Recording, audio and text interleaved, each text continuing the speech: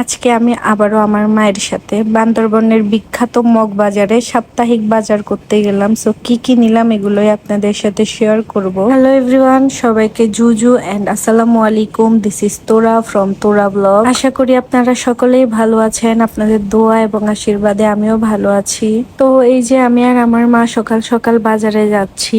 আমি ঢাকা থেকে বাসায় আসলে আমি সবসময় আমার মায়ের সাথে বাজারে যাই, আমার মায়ের বডিগার্ড হিসেবে। আমার মাও কম না, আমি বাসায় যতদিন থাকবো সে ততদিনই বাজারে গেলে আমাকে জোর করে হলেও বাজারে নিবে। বাজারে যাচ্ছি ভালো কথা, অনেকক্ষণ ওয়েট করার পরে ফাইনালি একটা সিএনজি পাইছি, তাও আমাকে ড্রাইভারের পাশে বসতে হয়েছে। যাই হোক, ব্যাপার না, মাঝে মাঝে এরকম একটু কষ্ট করতেই হয়। নেমেই আমি পরোটা খাবো না তা কি হয়, আমি বাজারে গেলে শুধু খাই খাই করি আর আমার মাও আমাকে খেতে দেয়, কারণ আমার মা হচ্ছে একটা ভালো মা। খাওয়া দাওয়া শেষ করে চলে যাই বাজার করতে। এই যে দেখেন ঝিরির কাঁকড়া পাইছি, এগুলো টক পাতা দিয়ে খেতে অনেক বেশি মজা। এরপর আমরা তারা নিছি, এগুলোকে আমরা চাকমা ভাষায় তারা বলি, আপনারা বাঙালি ভাষায় কি বলেন অবশ্যই কমেন্ট করে জানাবেন। দেন কিছুক্ষণ ঘোরাঘুরি করার পরে আমাদের চোখে পড়ে দেশি মুরগির ডিম, আর দেশি মুরগির ডিম আমরা মোট 24টা নিয়ে নিছি। আর তার পাশেই বিক্রি করতেছিল জুমের মরিচ, যেখান থেকে আমরা আধা কেজি নিই, আর জুমের হচ্ছে ধনে পাতা নিই 1 বন্দা।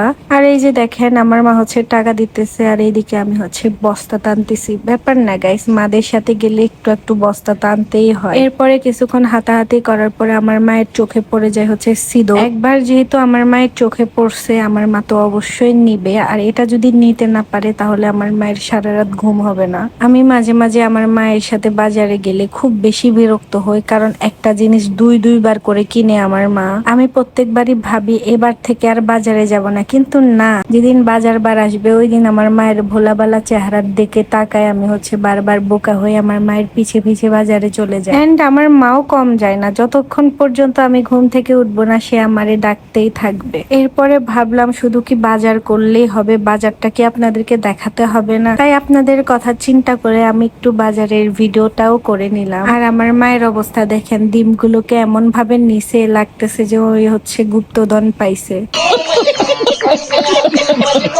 আমার মায়ের কথা হচ্ছে আমার মেয়ে যেখানে হারাই যাবে যাক, ব্যাপার না, কিন্তু ডিমগুলোকে কিছুতেই হাতছাড়া করা যাবে না। এরপরে আমার মা ডিমগুলোকে নিয়ে হাঁটতেছে আর আমি আমার মায়ের পিছন পিছন হাঁটতেছি। আর এই আঙ্কেলটা দেখেন আমার ক্যামেরাতে এমন ভাবে তাকাচ্ছে, লাগতেছে উনি আমাকে কত জন্মে ধরেই না চিনে। এরপরে গুটি গুটি পাই আমরা হচ্ছে মাংসের দোকানের দিকে গিয়ে আমার বিড়ালের জন্য আধা কেজি মাংস কাটতে বলি আঙ্কেলকে। আঙ্কেলও আমাদের কথা মতো আধা কেজি মুরগি কেটে হচ্ছে পলিথিনে দিয়ে দেয়। এরপর রিক্সায় উঠে যাই, ভাবছি বেঁচে গেছি। আরে না রে ভাই, আমার মা রিক্সা থেকে নেমে 2টা বাঁধাকপি আমার হাতে ধরাই দিছে। শুধু ধরাই দিছে না, বাসায় যাওয়ার সময় গাড়ি পাচ্ছিলাম না, হঠাৎ করে একটা গাড়ি পাই, সেখানে আমার বসার কোনো জায়গা নেই, সেখানে আমি বসে আছি তরমুজের উপরে অসহায়ের মতো করে। ঠিক আছে গাইস, আপনাদের আর হাসতে হবে না, আমি এভাবে অসহায়ের মতো ফাইনালি বাসায় এসে যাই। এন্ড এসে আমার মেয়েকে দেখি কত সুন্দর করে আমাকে ওয়েলকাম করতেছে।